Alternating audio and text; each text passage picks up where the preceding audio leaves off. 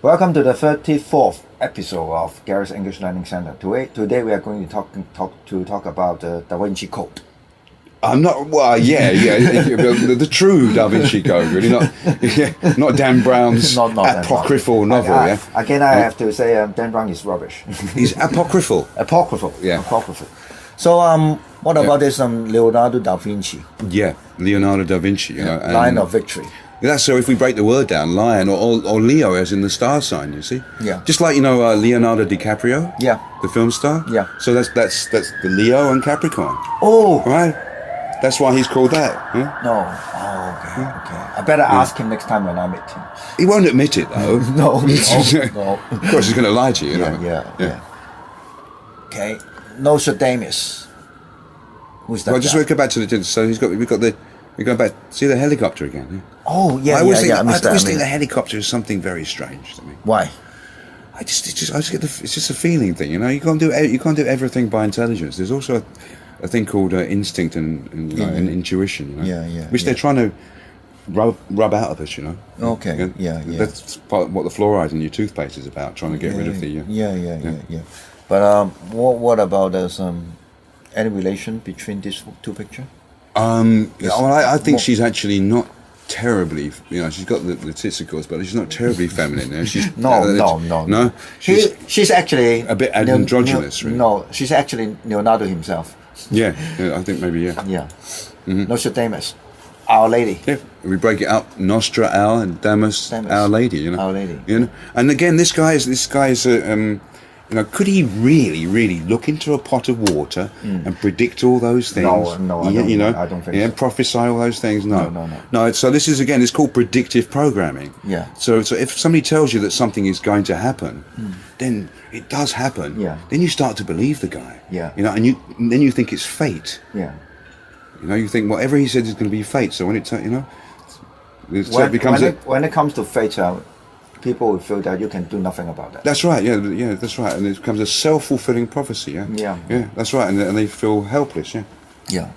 That's what he was there for. Yeah. Plato. Yeah. Plato. So again, he goes, and his most famous work was the Republic, wasn't it? Yeah. And, this is the thought I had, again, from intuition, and Plato and Plato. But the Republic was his most famous work, which is what the Freemasons go by. It's almost a Bible to them, really, as a model for society, and how there would be different stratas of society for different functions, and even interbreeding different kinds of people for different jobs. Plato said that. Yeah. In the Republic. That's right. Yeah, you read it as well. Yeah. But then think what's the connection to Plato, right? Not just because it's got the same name. I wasn't the first thought, right? I just found this on the internet, so I'm not the first person to have this thought. But Plato is quite toxic. Oh, really? Yeah, it has some boric acid and all kinds of things. They won't tell you because it's proprietary. It's a secret, So they won't tell you. So, but actually, there's a lot of poison, and if you think about. It's going to affect the children quite adversely, So that's all part of the plan, you see. Yeah. The Vedas. How do you say this one? Vedas, the Vedas. The Vedas. Yeah. That was 2000 BC. Yeah. Kind of books. Written on the banks of the Indus, yeah. Oh. Yeah, the kind of the original texts of the Hindus, really, yeah. Ancient texts. Yeah, ancient texts, So. You would think, well, am I crazy? Darth Vader, 1977. You must know I'm crazy by now, But if we go to the next one, there's some. They wrote in the Vedas. It says here when flowers will be begot within flowers and fruits within fruits, then will the yuga come to an end, and the clouds will pour rain unceasingly when the end of yuga approaches. So in the language of those days, you see, this is actually genetic engineering. Yeah. This is actually something like Monsanto. Yeah. How did they know? Yeah. How did they know? Yeah. And the yuga they're talking about, I didn't get that. Sorry, is Kali Yuga. Kali Yuga. Yeah, the age of the dark ages. Yeah, they just self-destruction. Yeah. Self-destruction. Like Kali Calcutta. Yeah, Calcutta. Yeah, where I used to work. All ties in. And the next one, you see, the next one here, And the sun, from the hour of its rising to that of setting, will be enveloped by Rahu, and then deity of 1,000 eyes will shower rain unceasingly. And when the end of the yuga comes, crops will not grow in abundance. That is about the present age. And funnily enough, see, Rahu is actually, it's like smog, you know, that's the polluted air, right? In China. Yeah, you know, especially in China, but in most places these days. Now, it's funny you said the deity of 1,000 Isis. It's funny you mispronounced it correctly in a way, right? Because 1,000 Isis was the god. Isis was the goddess of 1,000 eyes, right? I knew that. Yeah, you knew that. That's why you did it. Yeah. I knew. You knew. You knew. I knew. You knew. I knew, didn't you? Yeah. You know. Then. So how did they know? Yeah. Unless they'd seen the plan. Kali. Maybe not read all this, but anyway, it just tells of a fight. I want to read this. I want. Kali is the reigning lord of Kali Yuga and nemesis of Sri Kali, Kalki, the 10th and final avatar of Lord Vishnu.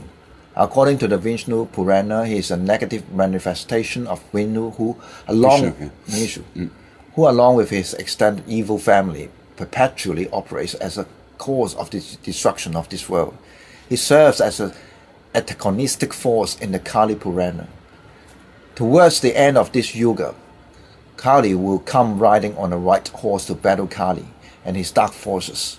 The world will suffer a fiery end when all evil will perish, and in turn will start a new age, the age of Satya Yuga. Satya Yuga. And Satya in Hindi means truth. Truth. Yeah, truth. So after the present age, there will come the golden age of truth. With that? Not really. Not really? Not really. I mean, they talk about the Satya Yuga. They talk total peace. Well, total peace means when everybody has a brain chip.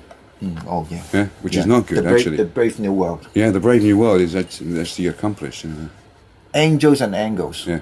That's Freemasons. Yeah, tools. so you see, but angels are really angles. Yeah, the angles of Freemason. Yeah, Freemasons. You know. Angels and harps. Mm-hmm. And that's the common, I don't know, coming from the West anyway, where you have this picture of going to heaven and the angels playing the harps, you know. And maybe this kind of erotic image is closer to the original, because you see they were doing it in Egypt again. You know? Yeah. Harp, high frequency active from Aurora. How do you say it? Aurora Research Program, Melbourne, Alaska. See, the aurora is actually, like the aurora borealis is the northern lights. You know, those lights because of the electromagnetic radiation at the poles. You know, but this is kind of localized and created by these these stations here. This is the one in Melbourne. This is the largest one in Alaska. They were emitted 49 in But why would that project be allowed to perform or to run in the first place? Because it sounds quite dangerous. Oh, it is dangerous, and there's actually in the late 70s there was a treaty signed by, I can't remember how many nations, but a lot of nations that was signed, the Weather Warfare Treaty. You try not to mess with our atmosphere. Yeah, well, it said we will not, to other countries, mind you, not to their own countries, do not create earthquakes. Yeah. We will not create tsunamis. Yeah. We will not create floods or droughts, etc., etc. You know. But you know, all these disasters happen within the next 20 years or 30 years. Within the last 20 or 30 years, and probably within the next 20 or 30 years, you know, and all those in China as well, and all the people have been forced into the cities. Yeah. You know, somehow, but that's maybe that's material for another program, perhaps, Eddie. Sure. You know. But let us rush through these. Sir Francis Bacon. Yep, Sir Francis, and he. See, if you do something for the great work, as they call it, you know, then you will have little things named after you, know. Yeah. Like Sir Francis got Bacon named after. He must have loved his pork, mustn't he? Yeah. Because he got bacon named after Did he him. make the bacon? No, I doubt it, you know. Yeah. He must have eaten a lot, though. He must Yeah. have loved it, you know. Yeah. And then we have sandwich. And maybe you put it in a sandwich. And this is the fourth Earl of Sandwich, who was the first admiral Yeah. of the British Navy, who gave permission and gave the wherewithal for Captain Cook to go exploring and discover Australia and uncover, you see. And he also named what is now called the Hawaiian Islands, Sandwich Islands before, yeah. Yeah. But they've since been changed. Biscuit. And Giuseppe Garibaldi. Giuseppe. I quite like this biscuit. So he was the Italian revolutionary. Yeah. And isn't it interesting that he the same MO as Cromwell? So he formed a People's Army. Yeah. And after forming the People's Army, he handed it over. Well, Cromwell's son handed it back to the son of the king, right? King, yeah. You know, and having united Italy, Garibaldi, they had a meeting with Victor Emmanuel II, and handed the whole of Italy to this king. But this guy has he was heading a secret society in Italy called Carbonara. That's right, as well, which was the Mancini, who was a Freemason there again. But he had a biscuit name. He went to England, and Huntley and Palmer's, the biscuit company, named a biscuit after him. Yeah, okay. Mary Queen of Scots. Yep. Marmalade. Yeah. So she actually was kind of exiled and grew up as a teen till her teenage years in France, and Ma is sir and mom type of thing, and malade means sick. And apparently the apocryphal story goes that she was sick and they gave her this marmalade and with poison. Oh no, just marmalade, But I love marmalade. Yeah. But, it's just very, marmalade on toast is. Does this have something to do with Lady Marmalade? Yeah, well, see, there you go. Yeah, Lady Marmalade again. Yeah.